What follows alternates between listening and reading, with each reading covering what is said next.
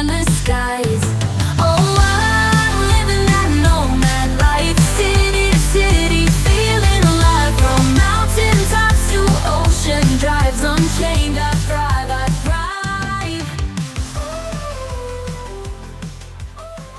So thank you so much for joining us here on Nomads 50 Plus. My name is Chris Kalaboukis, and it's my current mission to interview 1,000 digital nomads or 1,000 folks who are into midlife recalibration, whether they're doing it for others or helping others or doing it for themselves. And we've got a very special guest today. So why don't you introduce yourself and tell us your story? Hi, everybody. I am Tracy Smith, and I'm not quite nomading yet, but I definitely am recalibrating life. I Hmm. started it a couple years ago, back just before I turned 50, the year before I turned 50. No, And I don't believe it. yeah. What are you like 30? You look 39. Oh my You God, you're so kind. absolutely look 39 to me. I mean, Oh my God, do you're so do kind. you moisturize? Is that what it is? No, it's called the fat in the face hides all the wrinkles. And my daughter was visiting the other day. That's exactly what I told her. I said, you know what? I'm afraid to lose weight because if I lose weight, that means then I'll probably see all the wrinkles in my That's what face. And my mom then, used to say. She'd say, I would love, I really, I could lose weight like that, but I just don't like the way I look. yeah. Like, So then, you're just kind of like, all right, you're trying to yeah, juggle. you could lose weight just like that, right? It's Yeah. so easy, so simple. So Just yeah, snap so my I've been fingers. I've been doing this kind of traveling thing and for a couple of years now and working a full-time job, which is the real challenge behind all of it because you just want to be on the road more and doing. And so right now I'm kind of planning my escape. Hmm. Actively You're planning my full escape. escape. But so you're a remote worker right now? No, no, no, no, Okay. it's terrible. No, I moved across the country, the US for a job in September, August, Hmm. September. And when I took that job, we were 2 days a week in the office. And I was kind of like, all right, that's not great. But, I could take long weekends places. I could make it work. And then in January, we went to 3 days a week. It's like Uh-oh. dreaded. And I know. And It's going in the wrong direction. it's going, I know. So even when I think about like looking for maybe some other work that is I work in higher ed finance. And so even when I think about other places that might be, those are all 5 days a week in the office. Seriously? Oh, We've it's gone we're horrible. back at that again? I mean, don't We people are, realize that working from yeah, home and remote work is actually better for everybody all around? It's better for people, it's better for the environment, it's better for the corporation, I it's better for know. everybody all around. And Well, and I and think I'm some people surprised it's like it. oh, Some I think people like to be in the office, right? yeah, control freaks maybe, right? Oh, not No, me. the bosses who were like, I still remember my brother once when he was going for his MBA. He goes, I want to be one of those kind of bosses that sort of sits up on a platform and then looks over at all the desks to make sure they're full. And I said, what's next? You're gonna have a guy with a drum behind you, like banging it, like on those Yeah. long boats. Yeah, my boss, I mean, even today I got on a call with him and he's in the office and it's a Friday. And I was like, dude, seriously, you're making one, the rest of us look bad. And two, I like to wake up at about 8:59, make my cup of coffee and sit down at my desk and open my computer like right at 9 o'clock. I Exactly. don't, you know, I don't want to have to worry about anything else. I So, know. I mean, it's like so. I did my Stanford MBA a little while back. It was remote, and one of the things it was during COVID. So our class or our group had the project to do telecommuting versus telecommuting, right? oh, So okay. that's like we had the pro telecommuting side and they had the anti telecommuting side, and we crushed them Yeah. because if you look at all of the variables, all of the factors, except the only thing that you would get for going to the office is you might get some serendipitous connections. So there might be some, you might bump into somebody or overhear something and go, oh, I want to be part of that project or whatever. But on every other single score, whether health, wealth, wellness of the employees of the company, Hmm. you know, the amount of time, if you think about the health problems you get when you're sitting in traffic for two Yes. hours, one way or another, the environmental impact of all those cars sitting in traffic on the road, that was the only thing that was a positive for going back into the office. And I just find it boggles the mind that people are starting to go back.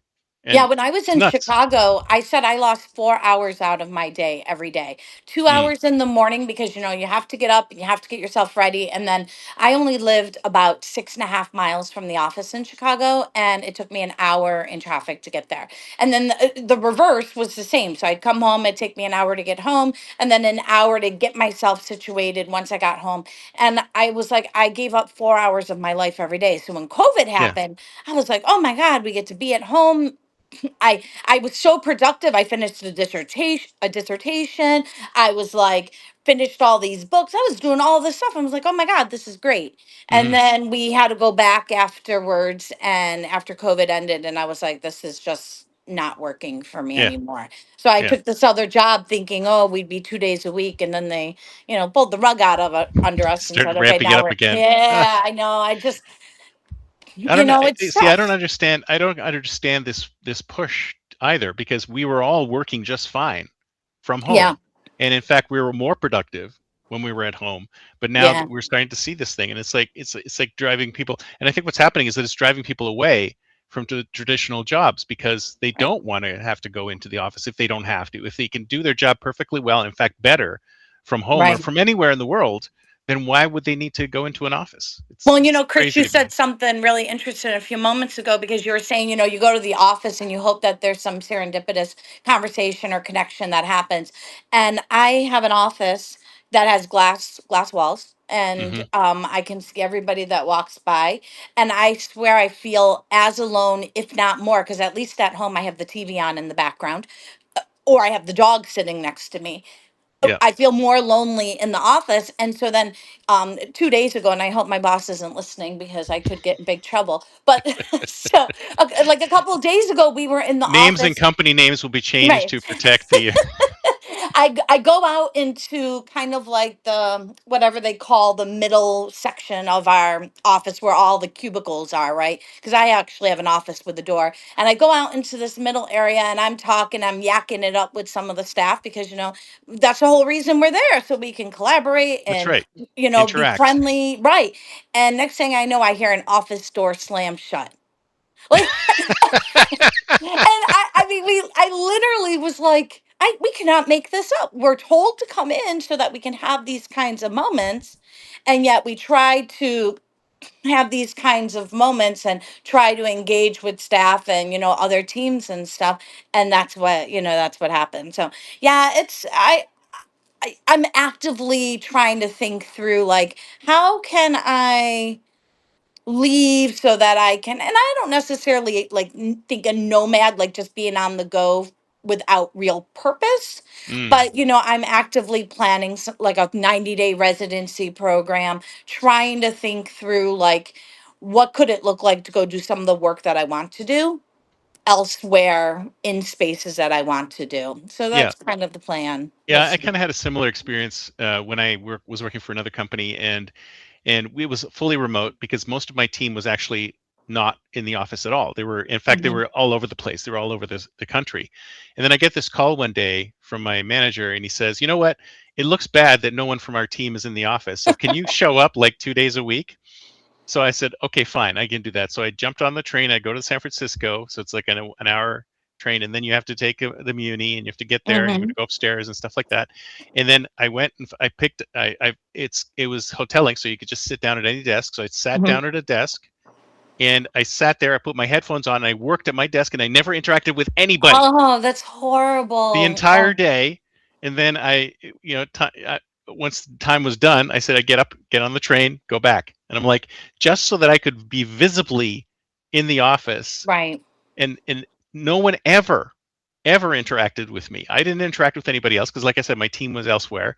And it was just because I happened to be in the proximity of this office, they wanted me to go in. And it was idiotic. Yeah, It's like, it is. And you're right. It's not good for morale, and it's not good for, I mean, I understand some people are more productive in the office. I just don't think that that should be imposed on everybody. And I especially believe that at certain points in our careers, when we obviously have, shown the style of work we can do, the quality of our work, exactly. that I think that I think at my point in my life, I feel like I have kind of earned the right to make my schedule. And I'm a firm believer. You can have me in the office for 8 hours, and I'll tell you what, you're getting 6 hours worth of work out of me, because that's how I work. So I get there, I get 6 great hours in, and then I'm kind of like, I'm dead, I'm tired, I need a Yeah. break. And I just kind of, I don't really know what I do. Again, I hope my boss isn't listening,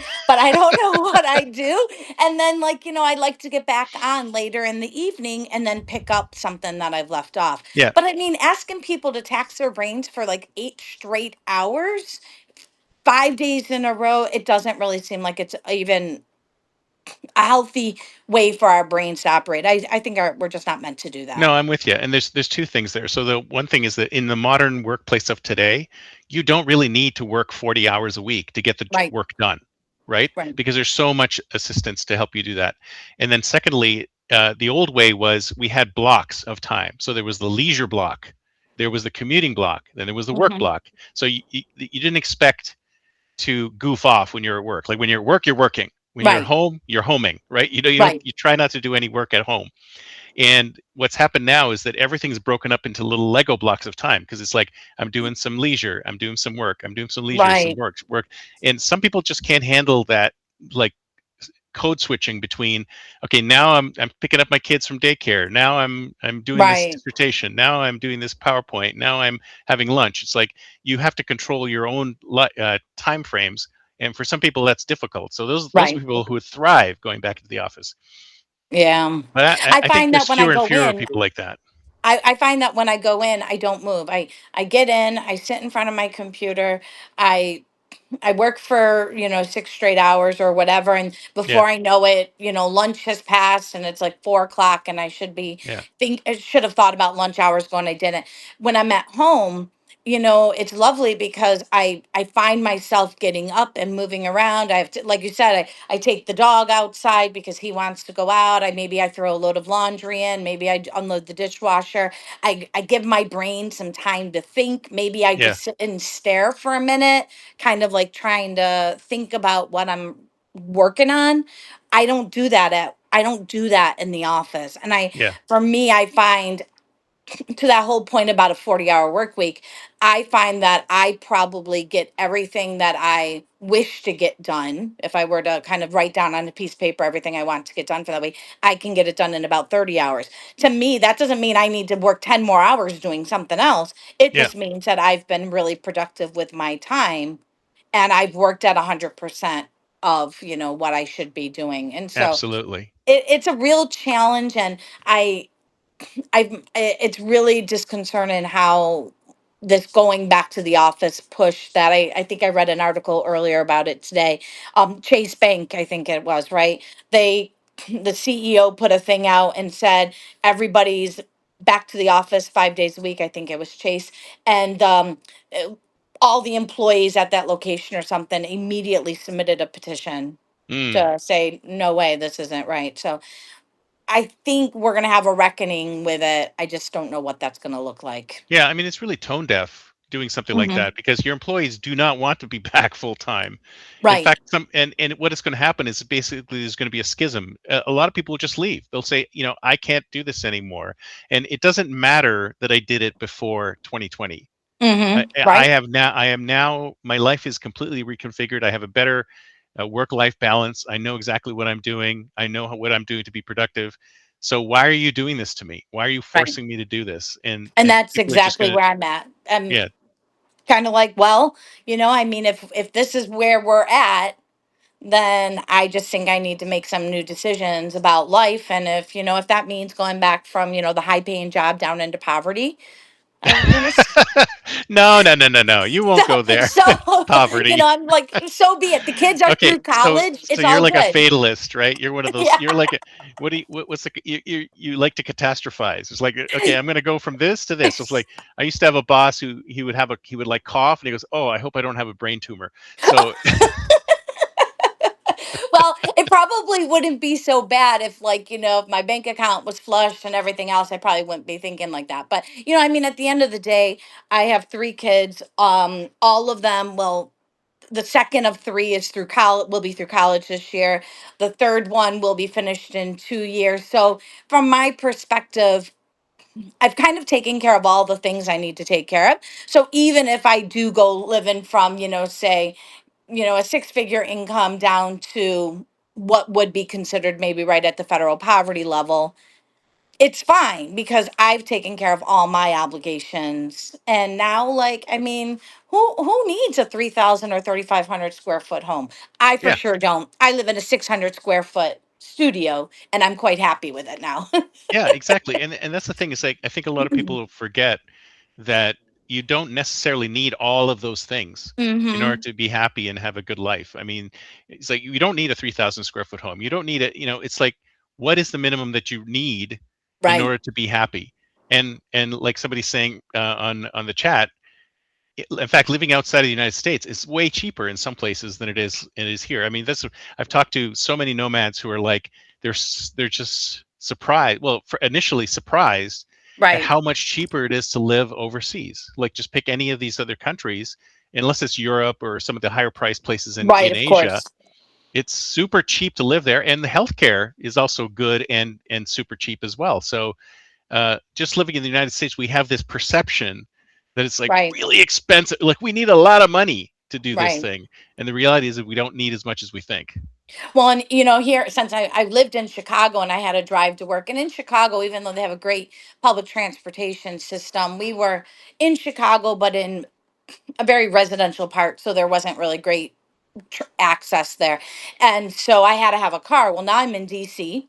I live about 100 steps away from the train line. The train line I'm in DC proper. It takes me everywhere I need to get. Maybe I can't get to Target anymore, but that's probably a good thing for my pocketbook, So, I mean, or I can't get to a Do you mall have fun on your easily. Target run? Yeah, there are no more Target runs. I mean, there are no more because, or even like PetSmart runs. There are no more because I'm like, well, how am I going to get it home?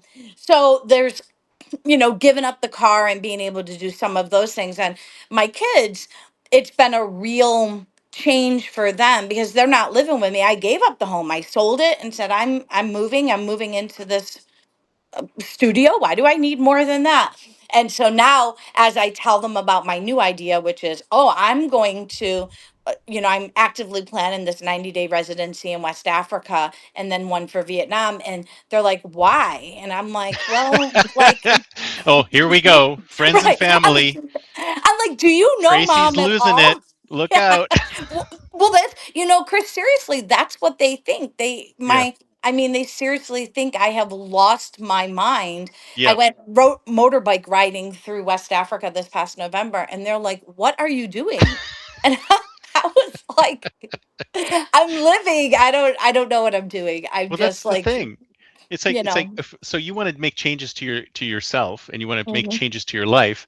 And this is the thing. It's hard enough to change your own life, right? Hmm. But then Right. you're stuck in this social web of everybody who's around you who's like, "Oh, I really like Tracy the way she was." And then, why do you Yes. have to change? We just want you sitting in a cubicle doing your job. Like don't Right. go out there and do what you want. Do something differently, right? Yeah, and they want you there to be able to answer, even, and I love my kids. I absolutely love them so much. But like, they even want that immediate access to me via text messaging, and Hmm. and they want to be able to call me when they want to call me, or they want me to take care of something. And and it's funny because over the Christmas break, I hope they're not listening either. They'll think I hate them. But Wait a over minute. Can I have their phone number so I can text them the interview? over the Christmas break. So I mean, this is a true story. I sold my house in Chicago.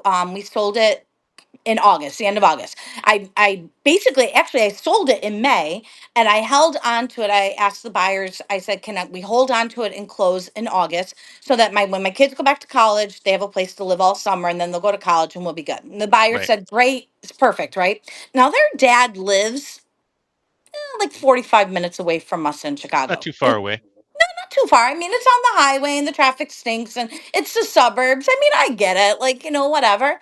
But I kid you not, for the Christmas break while they were home for 8 weeks, I had to rent an Airbnb in Chicago so that so that like they felt like they had somewhere to stay, right? Oh Because my they God. wanted to be nearby. And I was like, this is insane that I'm doing this. And it was not.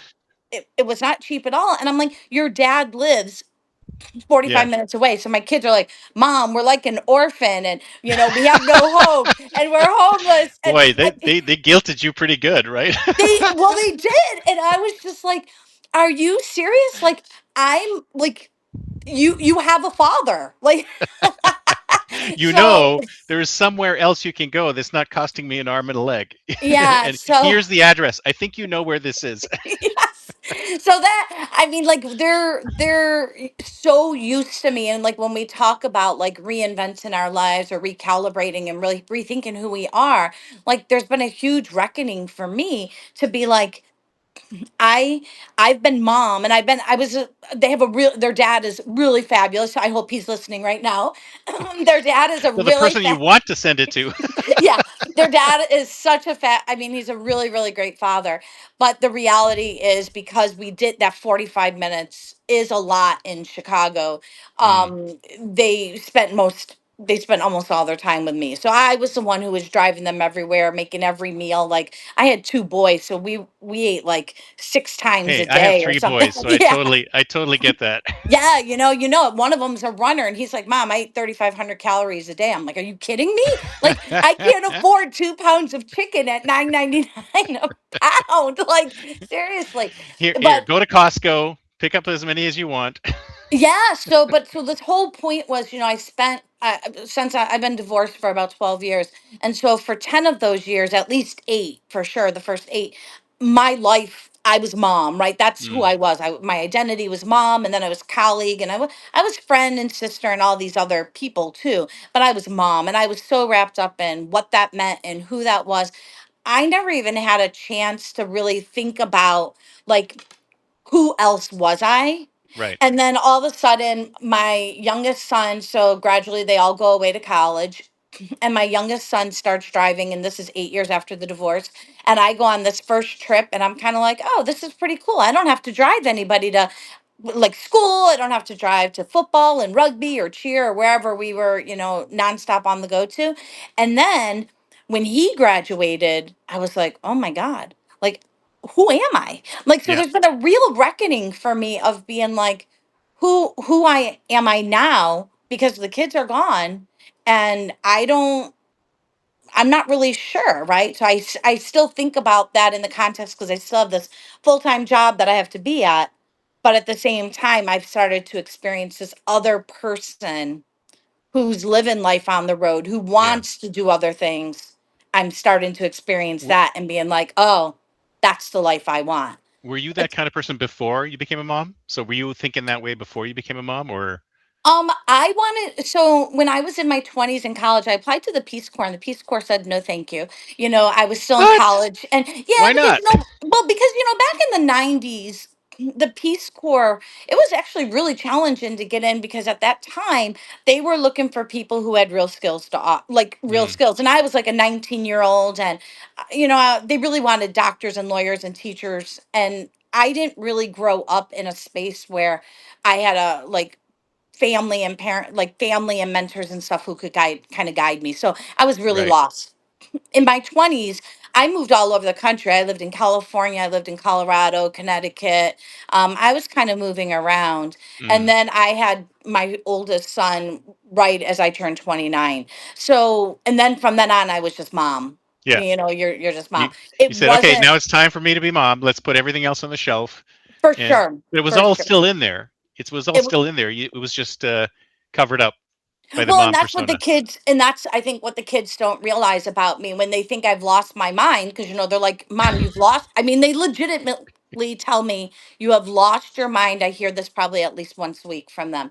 And I mean, it's kind of funny. But the thing is they don't know me from when I was in my 20s and Yep. living this life and wanting to move and feeling really antsy. When I left New York, I grew up in Buffalo, and when I left Buffalo, I Oh, I went to love my, Buffalo. So snowy. oh, very snowy, very snowy. Go Bills. Well, When I originally I was born in Toronto, so I oh totally get that weather. I completely. But yeah, I Buffalo love always it. got it worse than us. Oh yeah. Always got it worse than us. Well, because of the lake, Yeah, yeah, right there on the lake. exactly. but I told my family, like, I remember I was graduating from college that year, and I said to them, I said, I have a flight to California tomorrow. And they said, when are you coming back? And I said, it's a one-way ticket. Oh, So that must have been a that, fun conversation. yeah, so that was kind of the introduction to me. And, but my kids, even my family knew in my 20s I was like that, but I think they thought once I had kids I settled down, maybe Oh yeah, that settle feeling would go down. away. Yeah, that feeling of wanting to move and go and be would go away. Mm-mm, But it just kind of was never deep does. down. It doesn't go away. It doesn't. I think you're either meant for it or you're not. And I think I am definitely meant for it, you Yeah, know. yeah, it sounds like it. So but you have traveled. It sounds like you have started doing some traveling. Well, it sounds I like you've did. already started downsizing, which is good Yeah. because Yeah. that's like one of the first things and one of the hardest things for a lot of people to do is to downsize because a lot of people who are like, I'm surrounded with my stuff. I love my stuff. Hmm. How can I survive on the road without my stuff or even in a smaller place without my stuff, right? I did. Uh, So I moved from a 2,000 square foot home, with a 2-car garage and everything in Chicago to out here in DC, where I'm on the 10th floor of an apartment in a studio apartment, 550 square feet. I but don't it's all really the know. space you need, right? It's the space It's you need. I mean, I could probably use a little bit more, but it works. We always say the same thing. Another I closet, maybe a I can't storage really unit. fit. Well, I can't really fit a queen size air mattress on the floor Oh, anywhere. So when I for have guests. visitors, Yeah. that's kind of a problem. But So you don't have a two grand piano twins. in the back corner there that I haven't seen. No, no, no. But two twin size air mattresses probably would fit well as long as they're not a couple and don't mind sleeping apart. Yeah, But there you go. um, I have started downsizing, and actually, the next thing, and I'm a little afraid to give it up, is the car. Mm, So to right now, the car is with my son down in Virginia. Um, it's been down there for a little bit, and I am selling the second. This is the second car. This is my car, and hmm. that car is being sold this year. My son is moving to LA. He got a fabulous job, making more money than mom, so he's going to be doing Nice. Good for amazing. I him. know, amazing things out there. But so the car is the next thing to go. And I will admit, it is really challenging to say goodbye to a car. Mm, Like, I've been driving for 30 odd years, and and when you grow up in poverty and don't have access to a car, and then all of a sudden when you get one, and then you kind of go through these stages of each car is a little bit more and a little bit more, to where you finally feel like, man, I've made it. I have a yeah. brand new Toyota Highlander hybrid, leather seats, the whole, Yeah. The car of my moonroof. dreams, basically. Yeah. Yeah, and I'm going to sell it. Mm, So there's a little bit of emotional attachment to what it represents more than anything else. And so the car is going to be sold by this summer. oh, oh my God. Are you Yes. okay? Somebody should probably check in with me Okay. sometime It's like, this. just text me the date. I want to text you to make sure you're okay. How are you doing? Yeah. Have you sold the car yet? Yeah, I'm sure there's an essay or an article there at some point, about, kind of parting with that. But you're right. So I have started downsizing, and uh I have traveled over the past 3.5 years. Now I'm at up to 38 countries, 5 continents, Oh, with fantastic. Antarctica So you're all and double Australia. digits already. That's great. That's like three Yeah, into yeah. double digits. I was really fortunate, or not. I don't know which way you want to look at it, but I dislocated my shoulder a few years ago, 4 years ago. Oh, Um, ouch. it was the most. I've given birth to three children, and it was more painful than giving Mm. birth to three children. It was horrible, but Did somebody heroically snap it back into place like you see on the movies? well, Just a second. no, you know what? That's a really funny story, because they wanted to, and then the pain they were giving me the painkillers at the emergency room, and they weren't working, and then finally they gave me some really great painkiller type stuff. I don't Oh advocate yeah. the use of any opioids, but this was really great, and they were able to put it back in. But unfortunately, because it was torn, I had to have surgery, and then as a result, I had three more surgeries after that one. So I had four surgeries. Ouch. And during that time, I basically used, and I worked for the state, so I basically had all this saved up, PTO, sick leave, everything. I used it to travel. So I went to Nice. Belize. I had surgery on a Thursday, and I was on an airplane to Belize on a Monday and recovered in Belize. I Wow. I was, hear Belize is beautiful. I haven't been it there, but I was. think it's fantastic. It was. I went to Keycocker and I went up to San Ignacio. And I loved it. But I also did the same thing. I had another surgery and I recovered that one. I recovered in South Africa. I recovered So you in have a surgery, then you recover somewhere else. That's a smart move, actually. yeah, I recovered on another one in Abu Dhabi, and I went to Abu Dhabi, Doha, and Istanbul, and then I forget where I went on the fourth one. I So went you went to somewhere so else on the many fourth one. places, you forgot where you've been. That's great. Yeah, the timing. But so it was, I mean, I was really fortunate because otherwise, people might say, well, she had a full-time job. How could she go to all these countries? And to me, I know there was a lot of privilege in being able to do that because I had a great paying job and I had a lot of PTO saved up and sick leave, and I was able to recover. I don't know, hopefully my old employer also is not listening because then they would know that I was swimming in the Caribbean when after one of my surgeries instead of, I was on sick leave. You were recuperating. You were recuperating. It The doesn't matter salt water was where. good for the stitches. I Exactly. mean, It right? doesn't matter where you're recuperating as long as you're recuperating. That's So kind of what I thought about. how did you decide where you were going to go? Because it sounds like you've gone to a lot of different places. Like, how do you decide where like your next destination is going to be?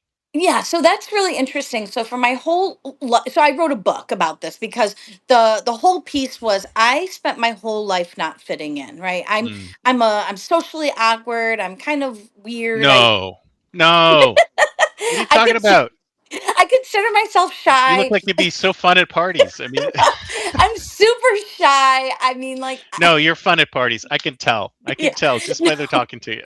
only when I have some You're high like you noons. flit around the room, talking. You like a social butterfly. You just talk to Yeah, everybody, I and then wish.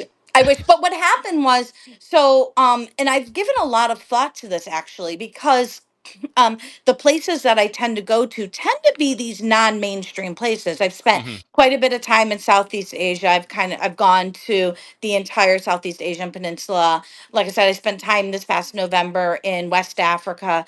And I think I've realized that the places I prefer going to tend to be places where I naturally don't fit in. So mm, then from my perspective, I'm not struggling to try to fit in, so it allows my true self to come out. right. So you're already an outsider, and you stay an Correct. outsider. So you may as well. So do you even try? Like how do you try to integrate yourself at all, or Well, I integrate. No, I yeah? mean, I'm actually going next month in actually 2 weeks, 10 days. Hmm. I met a Vietnamese woman when I was in Vietnam the very first time. She actually was my tour guide. She's a maybe, you know, 2 decades younger than me, but we really connected. We Nice, She introduced me to all of her friends. We spent a lot of time together. Well, I've since been back to Vietnam two more times and have spent time with her. And nice. one of the trips back to Vietnam, I actually went to Tet and I spent it with her family in the Central Highlands. Oh, So, fantastic. yeah. So she's getting married next month and back in January she invited me out for her wedding and so I'm going to her wedding. Oh, that's wonderful. I love that. So yeah, and so like when I went to West Africa, part of the trip when I was in West Africa, I spent an entire day when I was in the Gambia. I spent an entire day with this woman Isatu, and we she took me all around the and introduced me to a bunch of other female entrepreneurs, and I spent the whole day talking with them and learning about what they're doing. In Cambodia, I spent some time teaching English in a small community center. So I'm absolutely integrating and but it's just easier for me to integrate because I Hmm. feel like I'm leaving behind all those pieces of me that don't fit, that feel like they don't fit into a Western culture, Yeah, because you you're know? basically taking the pieces that don't fit you anymore and leaving those behind, and then Yes. building new pieces and putting them in as well. Yeah. Yeah, and there's something to be said too for like traveling in anonymity because like nobody knows who you are. And so like even like when I went to Norway, I spent some time in Norway and Denmark. And even when I spent the time there, sitting at a bar and just striking up a conversation with somebody that you are never going to see again, Hmm. it's a lot easier than, and it's a lot easier to explain to somebody. Like they're like, oh, what are you doing? And you're like, oh, I'm traveling through. And the conversation starts. Whereas if I go to a restaurant here in DC or Chicago, something I would never do, Mm. go alone, it's hard to explain. Well, really, I don't have any friends who want to go with me. Right. So Like, it's like the travel is like a convenient excuse to say, well, I'm on my own, so it's okay, right? I mean, yeah, that's yeah, great. yeah, yeah. I actually thrive on it. And I know there's a whole like kind of like Facebook group type people who talk about traveling solo, but then there's also these people who talk about, oh, it's really hard to get a seat at a restaurant, or it's how do you feel like people are looking at you, or do you feel this way? I love it. I Yeah. just absolutely love being on my own and just Yeah. there's nothing better than saying, you know what, today I'm gonna sleep in or lay in bed until 2 o'clock and then I'll go out, or to say I'm going to go do a 12-hour day, whatever I want to do, or I'm going to do a 1 hour day and not do anything. And I've had both of those, all of those Yeah. kinds of days. Yeah. And it's really nice to be able to do that, and you do that on your own schedule, Yeah, however because you want I to mean, do it. if you think about it, whenever you're traveling with someone else, you always have to compromise. There's always some Always. kind of compromise going on. Yeah. Unless you have a partner who's like super understanding and you both want to go do things together all the time, then you still have to, other than that, you have to compromise. So you're on the way to becoming a digital nomad. So how far away is that? I mean, do you have a date in mind as to when you're going to be hitting the road permanently, or Well, well, and not necessarily permanently. I mean, a lot of them. See, that's the thing I love about it, digital nomadism, because you've got some people who are just sold everything up and they're gone. They yeah. have no place to go. They just go to the next place, next place, next place. And then there's others who are like, okay, well, I spend 6 months here and 6 months here and 6 months here, and I have a base, right? I have a base that I Yeah. stay and go to. So are you the one of the base ones, or are you totally going to the other direction, or are you somewhere in between? So I'm really super fortunate in the sense that I've worked for the state for my whole career, so I'll be counting on a pension in 2 years. I can say that Nice. with definitiveness, in 2 years I absolutely will be out and So about in two moving. years, you'll definitely be. So that is Yeah, no the matter what. that is the limit. Okay, but That, yeah, if that's you could happen before, or are you it definitely will. going to wait? Okay. I'm fairly certain it will.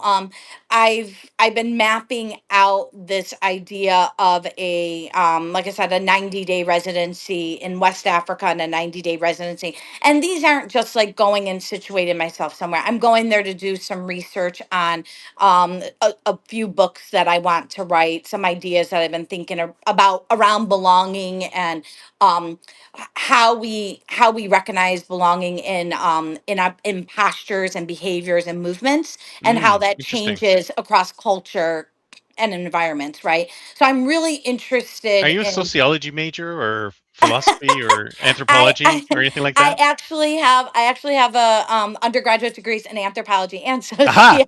Aha! Yeah, I knew it. yeah, yeah. I And knew I it was in love there research. somewhere. I love research. I have a PhD in educational psychology. Anthropology. If I were to go back to school, I would want to do anthropology because it's so interesting to me. So interesting. I just love diversity and culture, and how, like, thinking about how people think and why we think like that and how we Yeah. do it and what the differences are. I just love it. Yeah. So part of So this you see, that's project, another thing that you had in there that was suppressed by everything that you were yes, doing. Because, like, I can tell by your attitude that you love that stuff, but you yeah. just haven't had a chance to And do it. I work in like higher ed finance, Hmm. which I just happen to be good with numbers, which is how I ended up on this Lots of job. anthropology in that.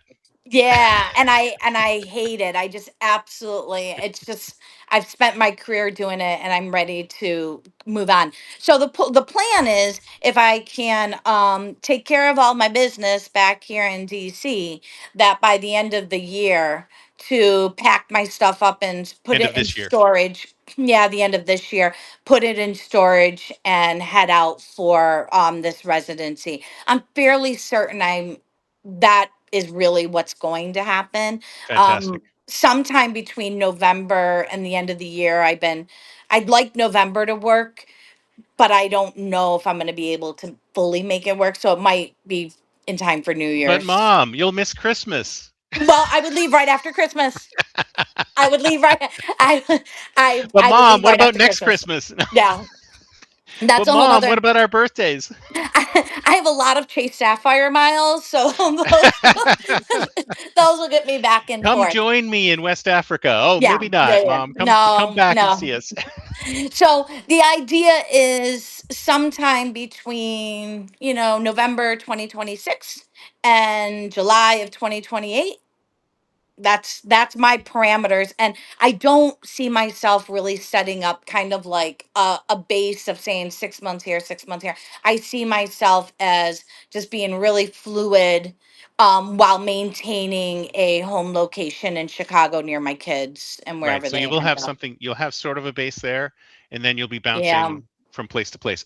So how long would you say you'd want to stay in each place? Is it just totally malleable, or is it like, It's really will be what the environment of like this research project that I want to work on looks like, right? So if I can get through West Africa and I want to go over there, there's two different people, tribal groups that I'm interested in looking at. mhm, And so if I can get over there and I can kind of do what I want to do, then maybe I would leave right after the middle of February because I want to go to Carnival in Guinea-Bissau. mhm. And so then I would leave right after Carnival in Guinea-Bissau. But if I can't get it all done, then I'll go back to, maybe Senegal or back to the Gambia, finish up and then head out for probably Vietnam, maybe a stop back in Chicago, kind So of. you just like play it by ear, basically. Yeah, Yeah, but I'm not a backpacker. Like, do not get, I am not a backpacker. I am not sleeping with bed bugs. I mean, I want a decent towel. I don't want brown water. But at the same time, like I don't need like all of the creature comforts that we're used to here at right. home.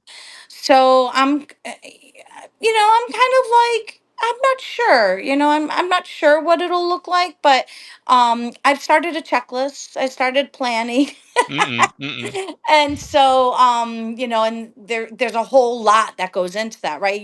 Like, I mean, you've got to think about like travel insurance and medical insurance. And I'm very fortunate because when I do turn 55 and retire from that state job, I will actually have medical insurance and won't have to worry about that piece So of what? See, it. you answered. Of course, I was about to start talking about the points, and it's just like boom, you answered that. Boom, you answered that. So Yeah. So I mean, I'm kind of like, okay, I have like all these things where I'm like starting to think about and starting to put it together. There's so much out there though. Like you think everything you need to know, and then all of a sudden somebody throws something else in there and you're kind of that's like, right.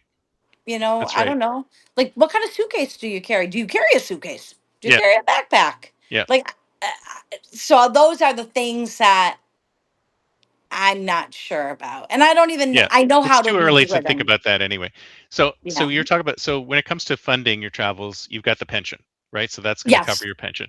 And then Yeah. when it comes to healthcare, you have the health insurance, and I'm assuming that's global, so you can be anywhere in the world and it'll work for you, or do you look It's for other? anywhere. The insurance will be anywhere in the United States. So at least if because the idea is I don't think that I will spend the rest of my life living outside of the US. I have Right. children and Yeah. I don't want to be a completely I don't want my whenever grandchildren come, I don't want them to be like, who is that woman? Do we even know her? Like I don't I'm not sure You'll I be want. sending them pictures from the top of Kilimanjaro, right? Right, right. So, I mean, when I think about it, like once I get to a certain age, and my kids, I've told them, I've said, look, you cannot have grandbabies. And right now, it's seven more years. I'm like, there are no you may not have children for 7 more years. My oldest is, and luckily You none of lay them are. down the law. Yeah, This is it. like because I definitely between like for this period of time I want to explore this lifestyle. Mm. And and who knows, when I turn 60, or oh God, that seems like forever away, but it's really not. When I turn that, I might say, guys, I still want to keep doing this. Yeah. And so I keep doing it, or I might say, okay, I did it. I got it out of my system, and maybe I'm good with coming back, setting up shop in Chicago or wherever, and Yeah. then just going You on know, every trips. decision that you make is reversible and changeable at any Exactly. point.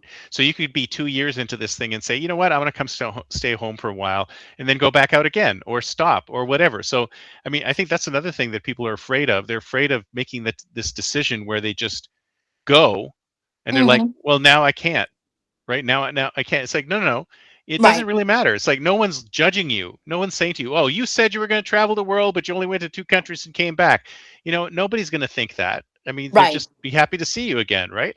Yeah, and I actually was thinking about the whole idea of, because I think by far the biggest thing that scares me about leaving, say November, December, that really like a year and a half earlier than the pension kicks in. The biggest thing that scares me is, what if I run out of money, right? Like Yeah, I'm really afraid of that, because yeah, you do need money.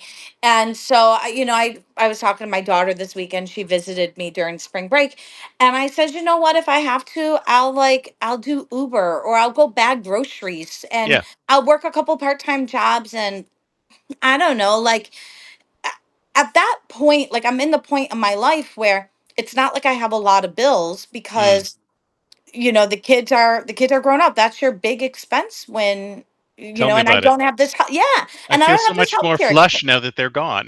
Yeah, right? Like, I mean, I tell my daughter, I'm like, I make all this money, but why? I don't need to make all this money, because, well, a little bit for tuition purposes, but, Sure. I'm like, but I don't need to. So really my biggest concern becomes about, um, what if I need to come back? Will I be able to find a job? Because living in the US obviously is very expensive. Oh, very And expensive. so Yeah. the idea of it not working out and not being able to find reasonable housing, that is definitely something Well, that I have think you thought about. about just doing something location independent that you can work from anywhere and do that, like Do you have a writing or great ghost job writing for or me? something like.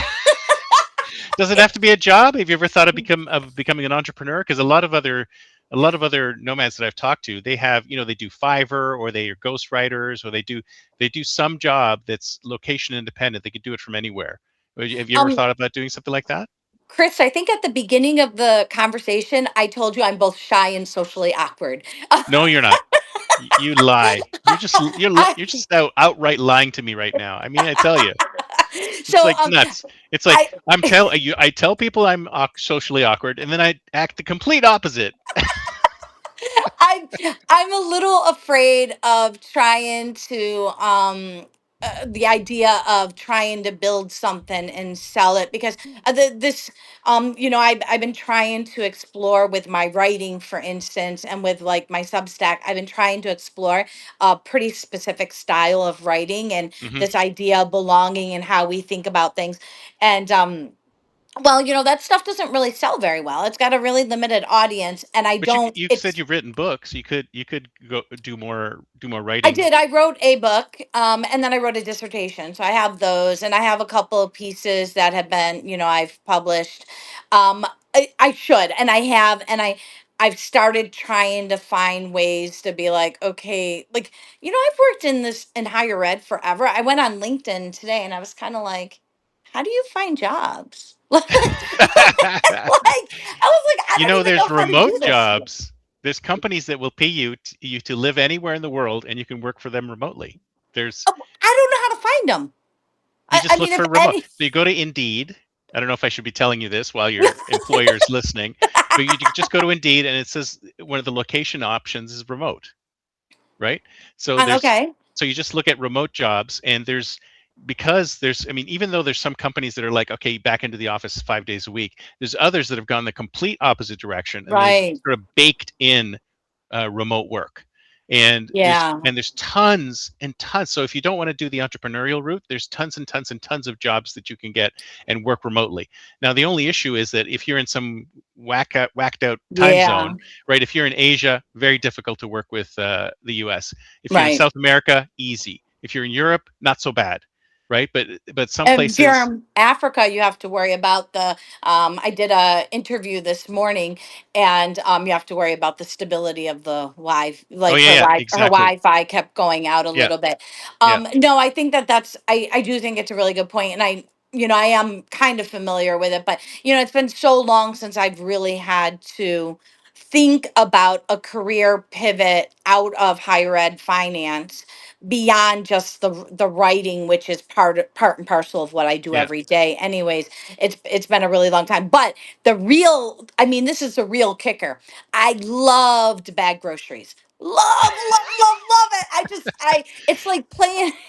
It So fits you're my one of those brain. people, because you're one of those people who likes to do physical work that has nothing to do with what you're thinking about, so that you can use your mind to do other things. It's kind of like the Yeah. Zen.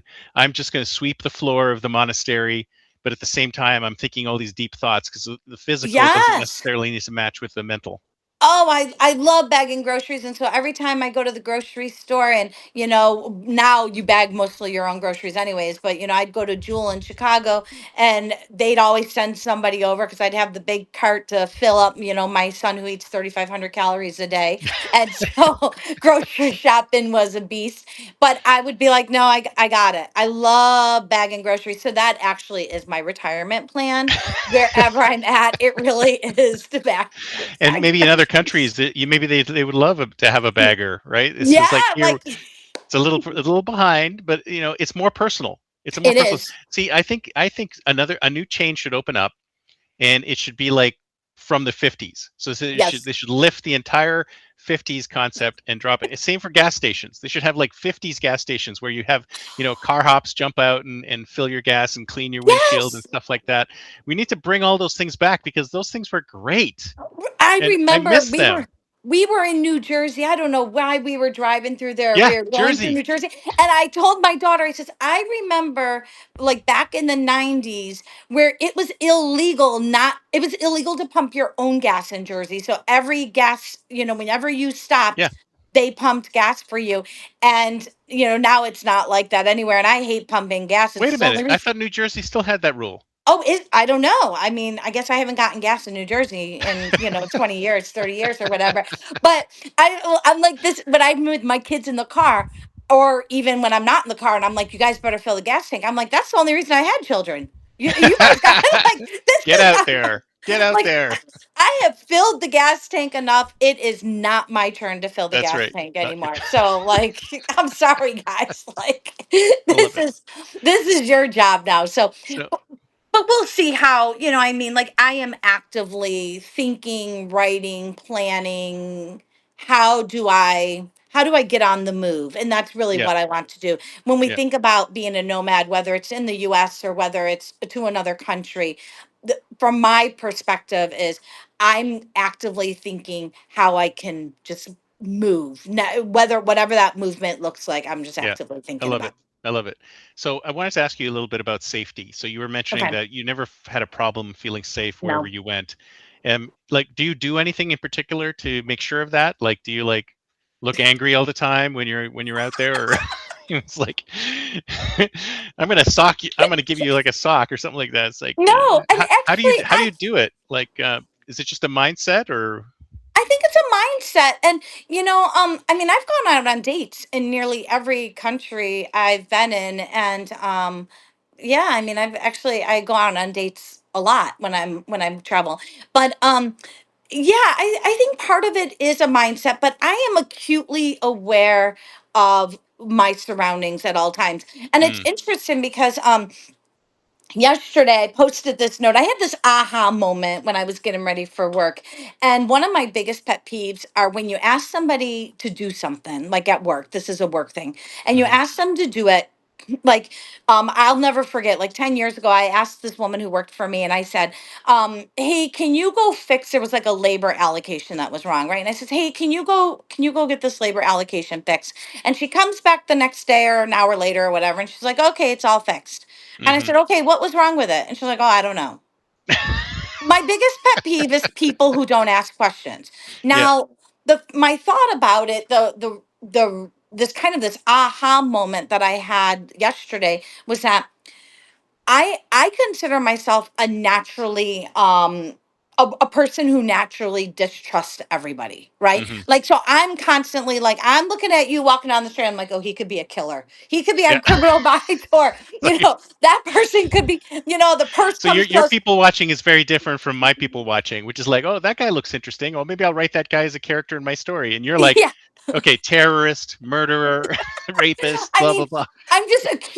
I'm acutely aware of everybody, and I'm always, earlier you said, am I a fatalist? And I'm probably a little bit, like, where I always kind of think a little bit of the worst. Yeah. But I started thinking about it, and I says, well, maybe what that really is about, these are critical thinking skills, and I'm Yeah. constantly questioning. And so Yeah. it's not necessarily that I'm thinking, are you a murderer or but I definitely questioning like these motives, or what are we doing, or why is a woman moving in that way, like why might her shoulders be hunched, why might, or a woman who's walking really straight, because those are things that I naturally look for.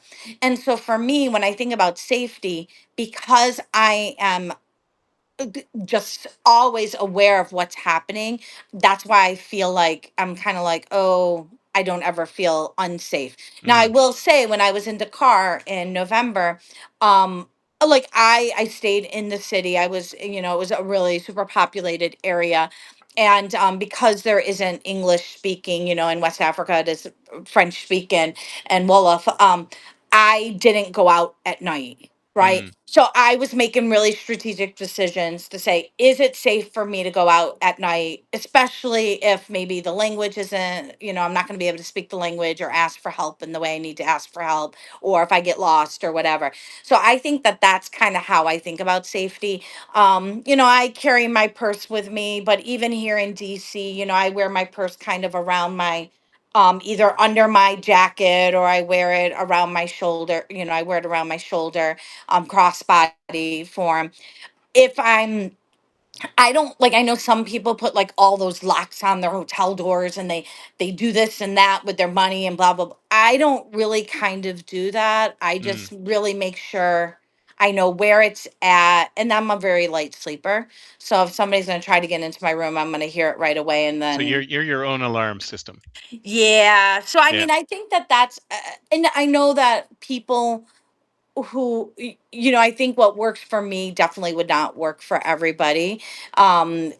It's really hard, and as a female, and the older I get, the more aware I do become of safety as an issue, and I try to stay in really heavily populated areas. If I'm staying at a hotel, or if I'm staying with friends or people that I've met, then that's a little bit different. Right. But I again, I think it's really just about, it's kind of like defensive driving, right? Like when Hmm. you drive, you need to know who's behind you, in front of you, and on both sides at all times. Yeah. And you need Situational to and awareness. Yeah. yeah, you need to be able to anticipate, is that person on your right going to cut in front of you, or what are they going to do? And I feel like I apply that same kind of thought process to when I'm walking around and Yeah. being out and about.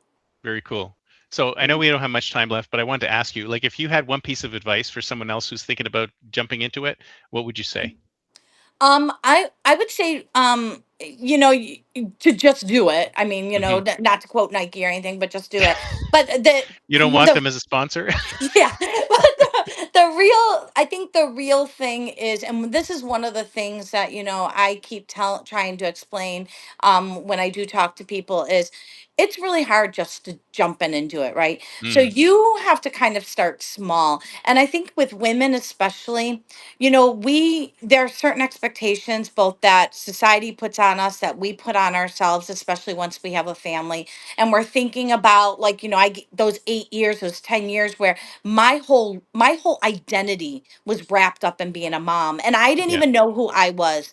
And so I think when I think about it now, I think that we have to learn to say yes to ourselves more, and Mm, whether that means like tonight I want to read a chapter of a book, I want to watch something like my I have terrible TV habits, so I love Judge Judy, right? Like I love her. I watch her. I just just be watch. honest. Yeah, like I mean, I love her. It's trashy, it's whatever. But sorry, Judge Judy. Don't. I hope you're not listening either. But I mean, I really do. I really love it. And so I think though this piece about learning to say yes to yourself, because at the end of the day, the dishes will still be in the sink, right? An Mm, hour later, maybe those dishes won't, but another set of dishes will. Or the floor will need mopping, or there will still be pet fuzz balls all over the place. I swear to God, I vacuum every day and I still find them. I don't know.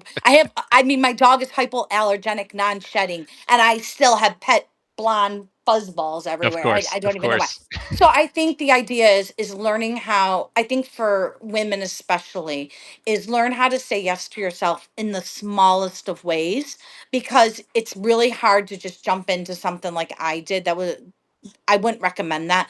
Just start small, and then eventually you'll find the strength to kind of say, I'm going to do this for myself because I want to. And when your kids question you, you can stand by behind whatever you're saying because you've been practicing for however long. And that's whether you're in your 20s, 30s, 40s, 70s, like Yeah, whatever. It's never too late to start. that's right. It applies at all times. This has been It great. does. Thank you so much. So if someone wants to get in touch with you, what's the best way? Yeah, so I have two main platforms that I'm using right now. I'm on Substack, obviously. It's Tracy Smith, PhD, and on Substack I write a lot of essays, and I do a lot of notes where I'm kind of practicing my writing style. It's been a Hmm. lot of fun to do that, and there's more to read about my Geography of Connection project that I'm building, this residency that I'm trying to build, and then on my website, which is Tracy Smith Author, you can go there. You'll be able to see my travel log, which is a lot of the places that I've been to. There's, not many pictures, but definitely some really great stories. Chasing a rabies shot through Chicago and almost dying in a mosh pit or Oh, geez. quicksand. But, Okay, um, all of these from a socially anxious, yeah. introverted person. It's like, okay, Yeah. so I So think you're get lying to on us. I think you're get lying get to to us my about that. website. Yeah, get to my website and read all about those great stories because some of them are really, really fun. And my Geography of Connection project is there. And again, that's Tracy Smith Author. My Substack, if you look for Geography of Connection, you will get both to my Substack and to my website and to Very cool. Facebook. You'll get to Facebook as well. Well, I'll put all the links in the show notes so people can go Perfect. directly to it. So thank you so much. This has been great. Yeah, I loved You're it. I such loved a it. Thank you. you're such a such an introvert, right? I don't believe it for a second. Not a I second. know. I'm so socially awkward. I really am. I really am. Well, thank you so much. Talk to you later. Thanks so Have a much, great Chris. weekend. Yep. Thanks, you too. Bye Bye now. bye. Oh, I'm living that nomad life.